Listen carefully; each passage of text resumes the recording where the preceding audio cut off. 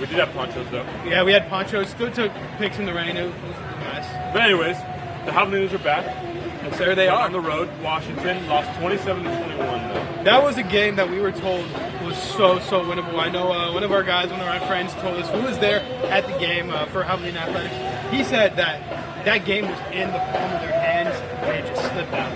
Yeah, and I mean, again this season, the Javelinas have gone the distance with a ranked team. That was number 10. So they can. I think talking to Coach Parr, talking to Coach Bish, the attitude of this team is just, it's all there. But that one got a little dicey there. Errors and capitalization and just, if I'm not mistaken, we got to turn it on. We definitely do got to turn it on. I think this game, if it, because Western Oregon just upset UTPB. Yeah, they did. And I mean, UTPB as them, I believe, and we beat Angelo, and this team just beat UTPB. So it's like, what?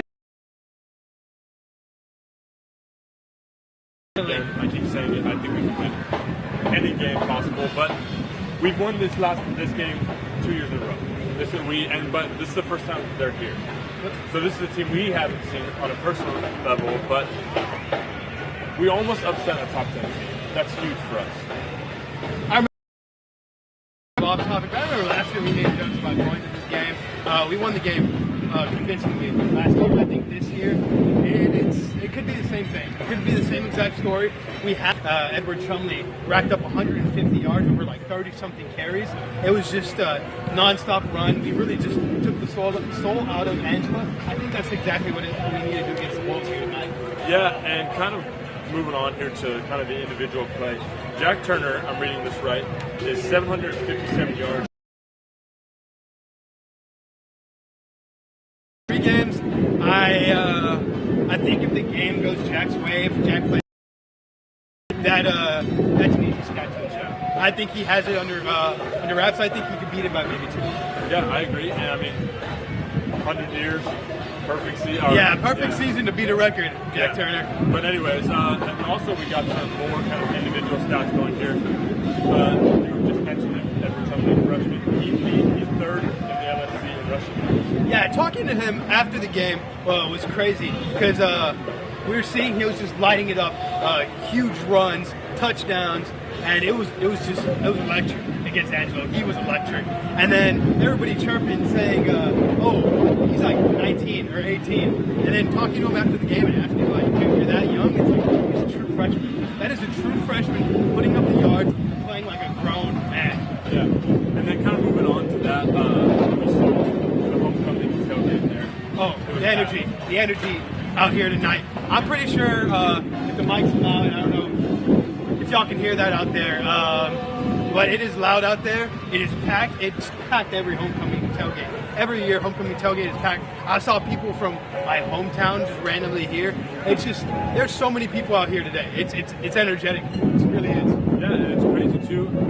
We've seen some of the largest crowds. We were playing Angelo today. That was one of the loudest third downs I've ever heard. And we've been here for some big games. But yeah, we've been here for some big games. I've been here for 3 years. I went to a full year of home games as a student, and then 2 years of covering the games. That was the loudest I have ever heard the stadium. And I even watched high school football games here for my brother. I honestly feel like that was the loudest I had ever heard the stadium. The whole home crowd erupted. The band erupted on those big third down plays. It was huge. It was entertaining. And I think it could be the same here tonight. Yeah, wrapping that up. It's homecoming night. I know you saying, but this could be one of the biggest crowds we've had. Oh, definitely. Yeah. But so kind of moving forward here to some keys to the game. We got to protect especially in the Angelo game. They didn't have as much time. But they were running those streaks that did come out. Still, they got to protect. Time with ball, time with possession, just time with ball. There's such an important stat in this game. I mean, look at Angelo. We beat a team that a lot of people were saying we had no chance in winning. Our boys, our team, did exactly what they needed to do to go out there and win. Trey Robbins said that they played their brand of football. And when they play their brand of football, they had time of possession. They had defensive stops, and they are pounding the rock through the air, to the ground. They're getting whatever they can to win the game. Yeah, and we talked to Coach Bish, defensive coordinator before the game, and he was talking about how successful the season is, and that's another key to the game that we have to look out for.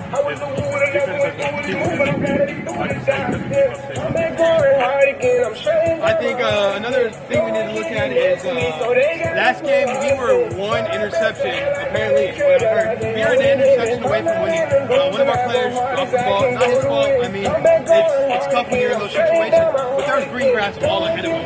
So it's like you're one play away from maybe a playoff spot or being really higher ranked than possible. Being a nationally ranked team 2 weeks in a row, it was going to be a major win.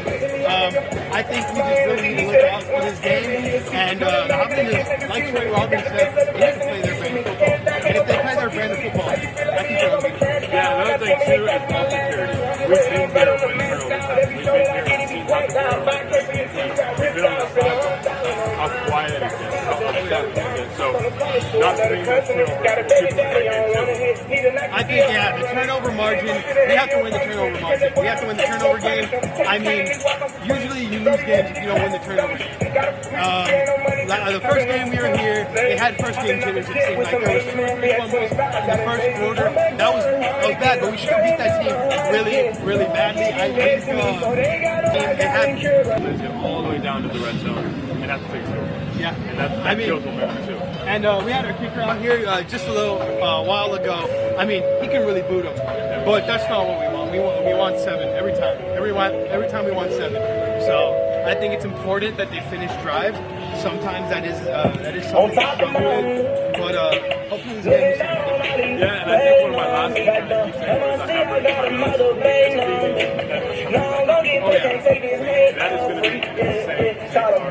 is going to be insane. He's going to get everything else done. We've seen it in the first 2 games.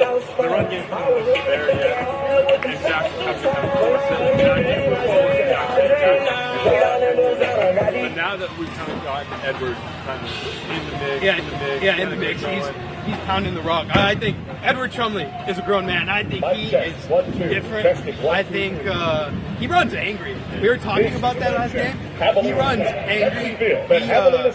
When you give him the ball 30 times and he wants it 20 more, you know what I mean? You can tell he'll take the ball 20 more times if you let him. I mean, that's a player you want on the field. That's a player you want to give the ball.